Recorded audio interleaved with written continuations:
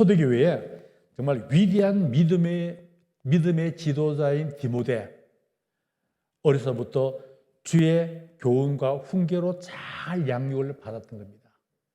그래서 오늘 본문 말씀이 디모데후서 1장 5절 말씀입니다. 이는 내 속에 거짓이 없는 믿음이 있음을 생각합니다. 이 믿음은 먼저 내 외조모 로이스와 내 어머니 유니게 속에 있더니 내 속에도 있는 줄을 확신하노라 그랬습니다. 그렇기 때문에 우리는 우리의 미래인 자녀들을 어릴 때부터 하나님의 말씀으로 잘 양육해야 함을 알 수 있습니다. 근데 디모데가요, 이거 좀 특별한 사람입니다. 대단한 인물이잖아요. 사도 바울이 정말 친아들처럼 사랑한 그런 사람인데, 이 디모데는 사도행전 16장 1절과 오늘 말씀 보면 디모데는 어머니가 유대주의적인 기독교인입니다. 그러니까 원래는 유대교 믿지만 그리스도를 받아들이고 한 그런 어머니 유니게와 외할머니 로이스로부터 어릴 때부터 신앙교육을 잘 받은 겁니다. 그런데 아버지는 누구냐면 헬라인입니다. 그러니까 어떻게 좀 이렇게 일부러 어렵게 좀 꼬아서 말씀드리면, 그 어머니는 신본주의적인 교육을 받은 거고 아버지는 인본주의적인 극입니다. 그리고 국제결혼이죠. 그럼 이 아이 디모데는 상당히 스트레스 많이 받을 수 있습니다. 그죠? 그런데 디모데는 정말 훌륭히 신앙으로 잘 자랐잖아요. 그게 어머니, 외할머니 이어받는 어릴 때부터 말씀으로 잘 교육을 받았기 때문입니다. 그래서 잠언 22장 6절에 보면 마땅히 행할 길을 아이에게 가르치라. 그리하면 늙어도 그것을 떠나지 아니하리라. 그러니까 어릴 때부터 말씀으로 잘 양육하면 말씀에서 떠나지 않는다는 겁니다. 그래서 어릴 때부터의 교육이 굉장히 중요한 겁니다. 나무는 어릴 때 잡아줘야 되죠, 그죠? 분재 만들어 보면 아주 어릴 때부터 자랄 때부터 다 이렇게 철사를 꽈서 이렇게 원하는 모양대로 다 만들듯이 어릴 때부터 바로 잡아줘야 됩니다. 사도 요한의 제자 폴리카르푸스, 폴리가브이라는 분, 그분은 9살에, 그 다음에 성경 주석가 메추엘리는 11살에 회심했답니다. 그 외에도 많은 분들이 어릴 때 구원의 확신을 받았답니다. 제가 이걸 보면서 간혹하다 제가 또 자부심을 갖습니다. 왜냐하면 저는 좀 이렇게 별 볼 일 없는 목사라도 제가 이유는 모르지만 제가 겨우 말 배우고 말 시작할 때 5살 때부터 제가 하나님께 목사하겠다고 소원 기도했어요. 그러니까 저는 9살보다 더 어릴 때 5살 때부터 했습니다. 어쨌든 많은 사람들이 어릴 때 친구 딸의 교회 한번 가봤다는 애들이 굉장히 많습니다. 그러니까 심지어 어떤 경우가 있었냐면, 제가 이제 명지고등학교 교목을 했는데 그 명지고등학교 바로 위에 백년사라는 절이 있습니다. 태고종입니다. 태고종 본산인데 태고종 스님은 결혼을 합니다. 그 스님, 주지 스님 아들이 이게 이제 뺑뺑이 돌리니까 명지고등학교에 배정이 돼서 따고 왔어요. 그래서 저는 이제 항상 이제 성경 수업하면 항상 10분을 남겨놓고 아이들에게 뭐 숙제하거나 자유롭게 시간을 주고 이제 1대1로 이제 전도를 합니다. 그래서 스님 아들이 따고 왔는데 지가 이야기해줘서 스님 아들이에요. 그래? 너 그럼 교회 한 번도 안 가봤어요? 했더니 대답을 못해요. 너 가봤지? 했더니 가봤어요. 언제 가봤니? 했더니 크리스마스 때 친구 따라 교회 뭐 얻어먹으러 갔다 그러더라고요. 이렇게 기회는 있는 겁니다. 그러면서 자기는 교회 가면 아버지한테 맞아 죽으니까 절대 가면 안 된다고. 그래도 이 학교가 기독교 학교니까 예수는 안 믿어도 좋지만 성경 공부를 열심히 해. 시키는 거 다 해. 예, 그러더라고요. 예, 좀 착하긴 착한데 스님 아들이라 그런지 모르지만 조금 이렇게 기가 죽었어요. 생활하는 게. 밟지를 못하더라고요. 그래서 좀 안타깝고요. 그때는 제가 또 젊은 마음에 어떻게든지 얘를 좀 꺾어서 교회를 좀 가게 하고 싶었는데 못했습니다. 자, 어쨌든 교회 한두 번 안 가본 사람 없거든요. 그래서 바로 어릴 때 그때 그 심령에 복음의 씨앗을 뿌려야 한다는 겁니다. 오늘 보면 많은 기독교인들, 특히 어린아이들이 줄고 있습니다. 왜 그럴까요? 물론 산하지 안에서 아이들 숫자가 주니까 주는 것도 많겠죠. 그런데 문제는 아직도 교회에 다니는 어린아이보다 다니지 않는 어린아이가 더 많다는 겁니다. 그 전도 대상이 됩니다. 요즘 한국 교회가 정말 대단한데요.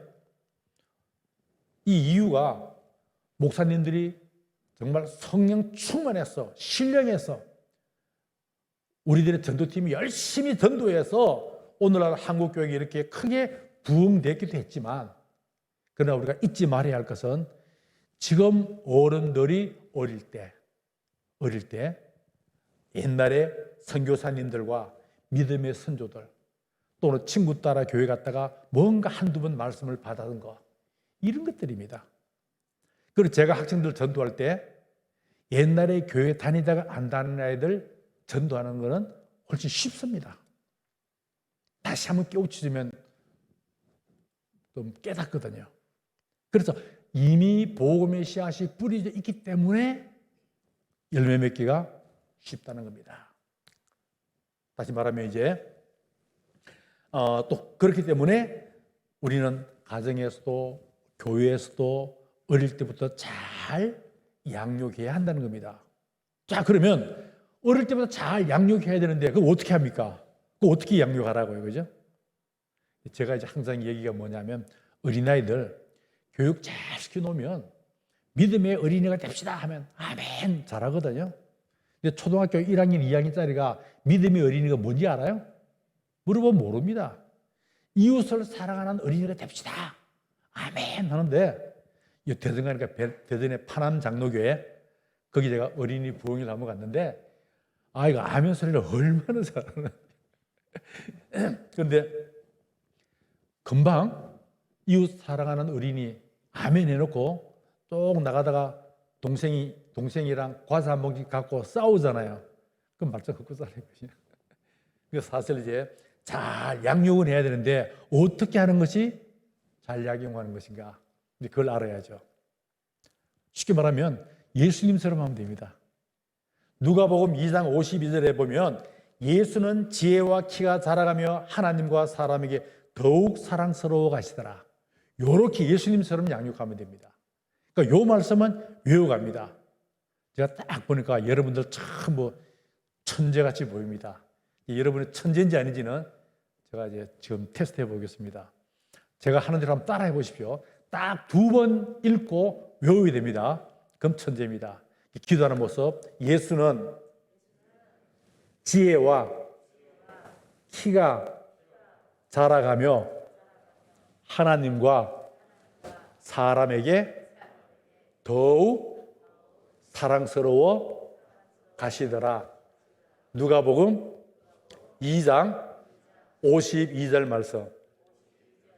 한 번만 더 봅니다. 예수님은 지혜와 키가 자라가며 하나님과 사람에게 더욱 사랑스러워 가시더라. 누가복음 2장 52절 말씀. 이제 다 외우시면 여러분 천재입니다. 자, 한번 해보면 함께 해봅니다. 시작. 예수는 지혜와 키가 자라가며 하나님과 사람에게 더욱 사랑스러워 가시더라. 누가복음 2장 52절 말씀. 다 외우신 분은 천재입니다. 축하드립니다. 자, 히브리 민족은 세대 간의 갈등이 없답니다. 세대차가 없답니다. 그리고 시어머니와 며느리의 고부 간의 갈등도 없답니다. 제 얘기 아니라 쉐마교육연구원 원장이신 현용수 목사님이 하신 말씀입니다. 그 이유가 뭐겠습니까? 신앙교육입니다. 어릴 때부터 신앙교육입니다. 이분은 아주 쉽게 이렇게 이야기를 하시더라고요. 그 히브리인들은 옛날에 전기도 구하니까 밤이면 밤마다 저녁 먹고 나면 다 온 가족이 모여서 어른이 이제 성경 말씀 이어준답니다. 이스라엘아 들으라. 온 사람 다 이스라엘에 들으라. 하나님은 뭐 한 분이신 하나님이어도 다 하고 이렇게 날이면 날마다 다 그렇게 했답니다. 그렇게 교육을 받았다. 이렇게 표현을 하시더라고요. 쉽게 이제 우리에게 알려주기 위해서. 그렇게 교육을 해놓으니까 영적으로 성장하니까 이제 갈등이 없어지는 겁니다. 그러니까 신앙교육 잘 하신 분들은 집에 문제가 없다는 거죠. 자, 그럼 이제 바람직한 성장을 예수님에 비춰봅시다. 이제 첫 구절이 뭡니까? 예수는 마지막에 더욱 사랑스러워 가시더라. 그러니까 예수님은 자라가면서 점점 더 사랑을 받는 것이죠. 그죠? 그게 오늘 말씀이거든요. 그런데 뭐가 자라갑니까? 지혜와 키라 그랬죠. 지혜는 뭡니까? 정신적인 성장입니다. 키는 육체적인 성장입니다. 그러니까 정신적인 성장과 육체적인 성장, 그럼 잘 먹여줘야 되고 또 교육도 잘 시켜야 되죠. 그죠? 20살 됐는데 키는 이렇게 큰데 정신 연령은 5살밖에 안 하면 올바른 성장 아니죠. 또 아주 똑똑하고 막 IQ 막 150 이상 나가는데 20살이 키가 1m밖에 안 되면 이것도 좀 문제가 있는 거죠. 그죠? 그러니까 정신적인 성장과 육체적인 성장이 함께 이루어져야 되죠. 그런데 자라가면 누구에게? 하나님과 사람에게. 그러니까 하나님에게 사랑스러워가는 것은 영적인 성장입니다. 사람들에게 사랑을 받는 건 뭡니까? 사회적인 성장입니다. 그랬어요. 우리가 하나님만 바라보지 나는 보지 마. 그 잘못한 겁니다. 그죠? 사도 바울처럼 나처럼 이렇게 해야 되는 겁니다. 그리고 우리가 하나님께만 인정받으면 되지. 끝까지 그 사람 거 하나님께 인정받도록 생활을 잘하면 사람들도 인정해 줍니다. 그러니까 제가 지난번에 있던 광석교회 그 안수 집사인데 그분이 이제 어떤 지하철 공사 사장 되는 게 꿈인데 이 양반은 아주 절대 술 담배를 전혀 못합니다. 그러니까 못한대요, 아예. 근데 이제 자기 상사가 한 잔만 먹어보라고. 너 다 같이 회식하는데 맥주 한 잔만 받아놓고 입에 한 모금만 되고 안 먹으면 되지 않느냐고 받으라고 딱 다 잘라낸대요. 그럼 그 사람이 너 그러니까 출세할 것 같아? 너 사장 되고 싶다 그랬지? 될 것 같아? 그러더랍니다. 그런데 어느 날 며칠 후에 딱 부르더니 자네 참 멋있다 그러더라고요. 그런 얘기가 내 마누라가 어느 교회 권사인데 나는 교회 안 다니지만 그래 예수 믿으려면 너처럼 그렇게 믿어야 돼요. 그러니까 정말 하나님 앞에 바로 서면 사람 앞에도 바로 설 수 있다는 겁니다. 그러니까 우리는 정말 영적인 성장과 사회적인 성장을 같이 겸해야 됩니다. 그러면 최고입니다. 그죠? 그렇게 하려면 어릴 때부터 하나님을 잘 섬겨야 됩니다. 이거 뭐 100번 들어도 중요한 겁니다. 잠언 1장 7절에 여호와를 경외하는 것이 지식의 근본이라고 그랬습니다. 잠언 16장 9절에 사람이 마음으로 자기의 길을 계획할지라도 그의 걸음을 인도하시는 이는 여호와시니라.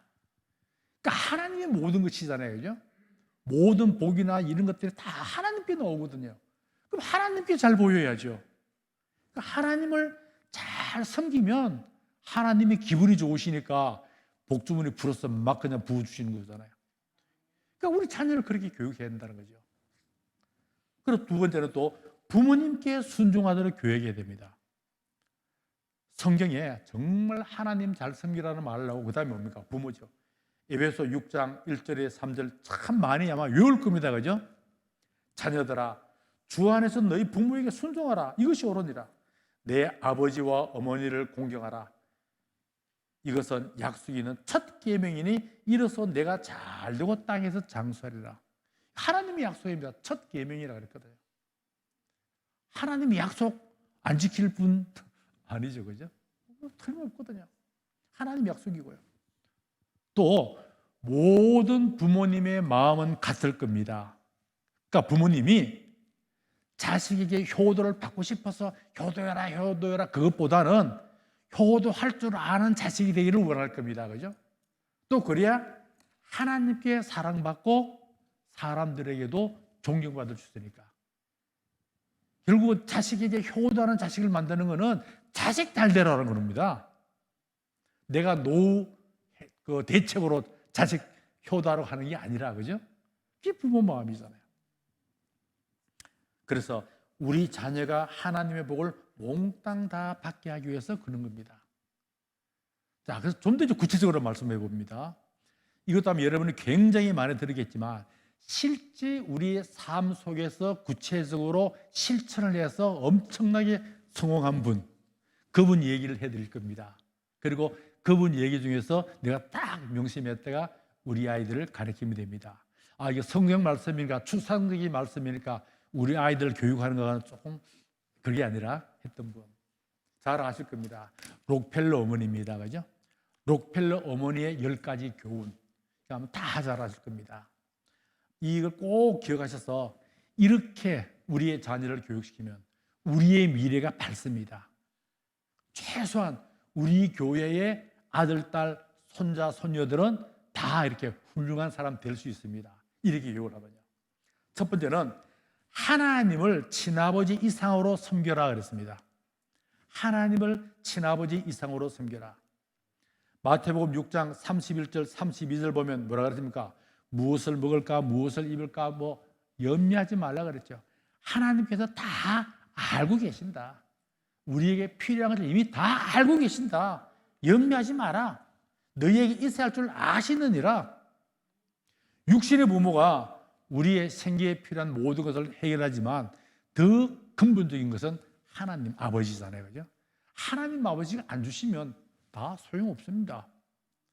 또 육신의 부모도 하나님 아버지가 허락하시는 거 가능한 거죠. 그죠? 그러니까 하나님 아버지를 친아버지 이상으로 잘 섬겨라는 겁니다. 정말 어느 가정이든지 아버지를 중심으로 해서, 그러니까 부모입니다. 부모를 중심으로 해서 잘 뭉쳐서 서로 사랑하고 부모님 잘 섬기고 이런 가정이 화목하고 복 받잖아요. 마찬가지입니다. 하나님 말씀 잘 듣고 하나님 잘 섬겨야 만약 복 받는 이런 자녀가 되는 겁니다. 두 번째로는 목사님을 하나님의 다음으로 섬겨라. 목사님을 하나님 다음으로 섬겨라. 그러니까 저희 아버지가 간혹 그러거든요. 저희 아버님은 장로님인데 어떨 때 저랑 아버지랑 부딪히면 가지는 개 편이라고 너도 목사라고 목사 편드냐? 간혹 그렇습니다.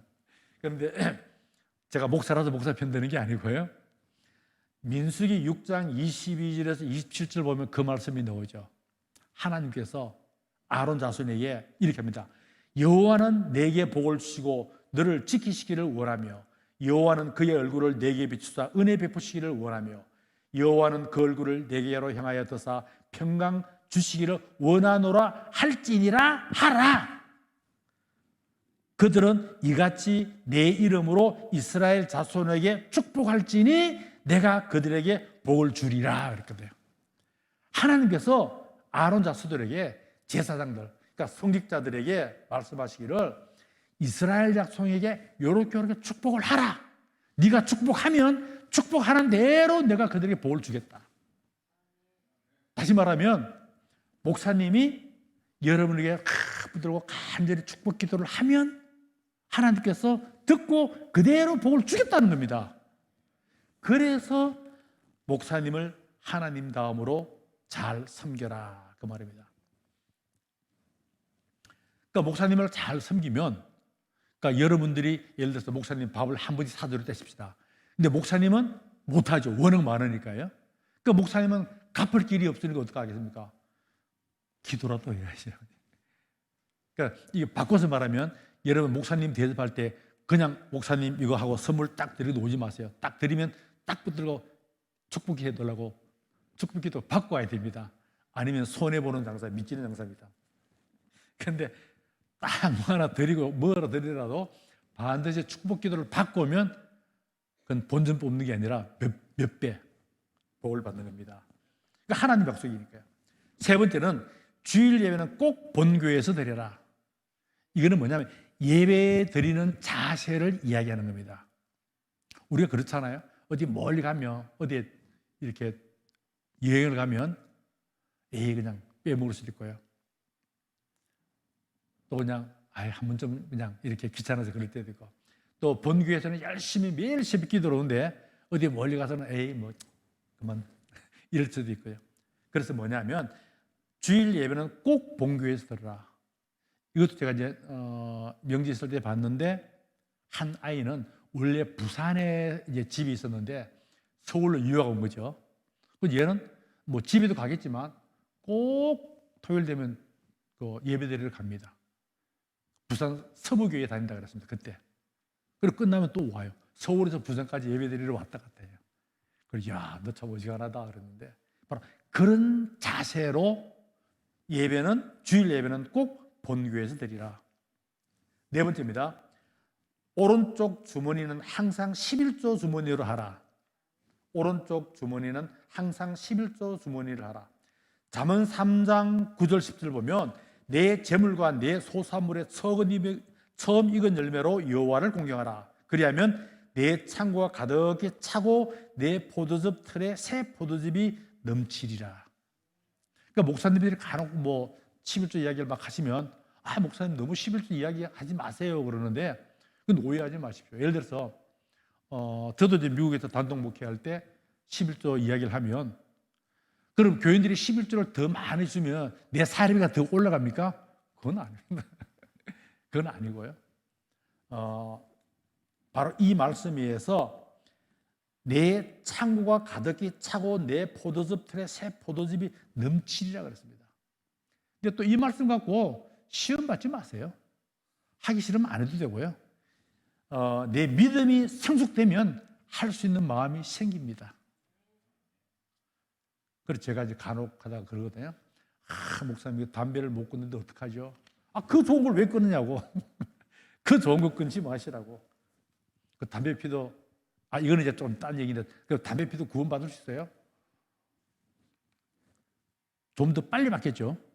아무래도 담배 탁 피면 이거 폐가 상하니까 좀 더 빨리 받겠죠. 그래서 그 좋은 걸 왜 끊냐고. 그런데 담배보다 더 좋은 게 생기면 끊을 거 아닙니까? 그죠? 그렇게까지 믿음이 들어가기를 축원합니다. 자, 어쨌든 11조 생활하면 넘치는 복을 받기 때문에 그런 겁니다. 다섯 번째는 아무도 원수로 만들지 말라 그랬습니다.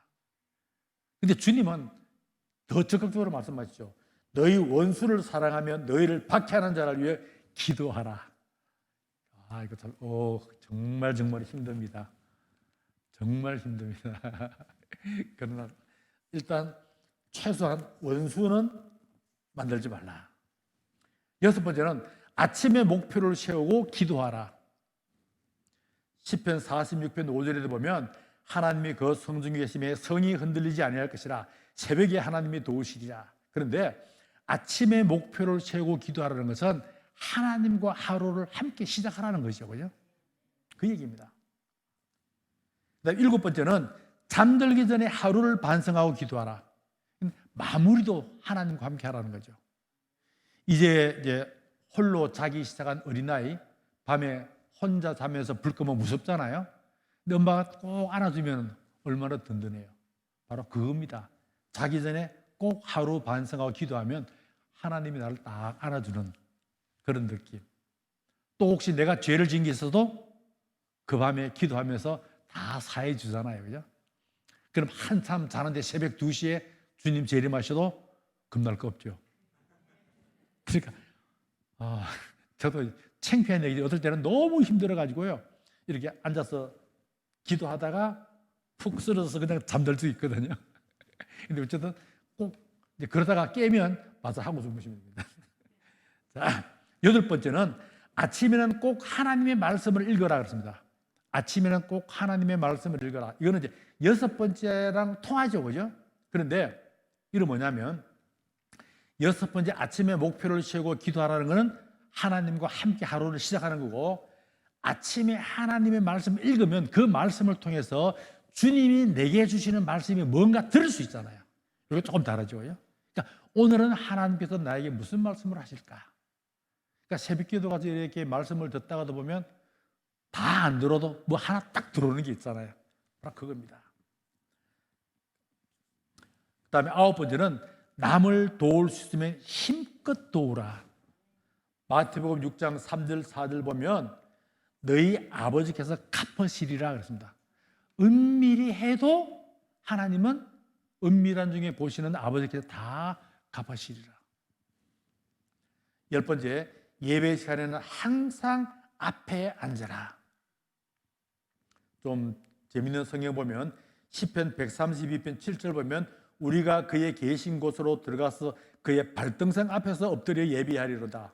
발등상이 뭡니까? 이 바로 앞이라는 얘기죠. 제가 이제 최근에 와서 저는 이제 딸 여자 아들인데 세 사람의 어떤 신앙 상태가 이게 수시로 바뀌는 것 같아요. 그럼 넷째도 있습니다. 여기. 넷째 딸도 있는데 수시로 바뀌는데 요즘은 둘째 딸이 진짜 마음에 안 드는 요즘 둘째 딸을 미안합니다. 왜냐하면 요즘 와가지고 항상 저 뒷자리에서 예배 드리다가 요즘 무슨 마음이 드는데 제일 앞자리에서 예배 드린대요. 그러지 예배 시간에 그 우산 필요한 그 자리가 제일 좋은 거다. 그러니까 목사님 막 말씀하면 침에 파편이 막 튀니까 우선 있어야 돼. 그 자리가 제일 은혜 받는 자리다. 그걸 그러더라고요. 그래서 어쨌든 요거는 뭐냐면 항상 앞자리에 앉으라는 것은 항상 예배에 앞장서서 정성을 다해서 예배드리라 그 얘기입니다. 그러니까 그 마음으로. 그래서 제가 이제 마지막 요 하나 더 말씀해 드리고 이제 끝냅니다. 그러니까 한 번은 기자가 록펠리에게 록펠리 다 아시죠, 그죠? 50대 초반에 죽을 병을 냈다가 그 다음에 하나님께 완전히 다 헌신한 다음에 오래오래 90몇 세까지 사는 거 아시죠, 그죠? 이분에게 이제 한번 기자가 물어봤답니다. 지금까지 26년 동안 세계 최고의 부를 누리고 계신데 그 비결이 무엇입니까? 물었더니 이렇게 대답해요. 첫째 성공의 비결은 11조입니다. 6살 때부터 어머니의 교훈입니다. 철저히 지켰습니다. 두 번째 비결은 교회 앞자리에 앉는 겁니다. 저 어머니 성화로 어릴 때부터 예배 시작 40분 전에 자리에 앉았습니다. 그리고 세 번째는 교회 일에 적극적으로 협조하고 순종하며 목사님의 마음을 아프게 하지 않았기 때문입니다. 이렇게 이야기하더랍니다. 기도드리겠습니다.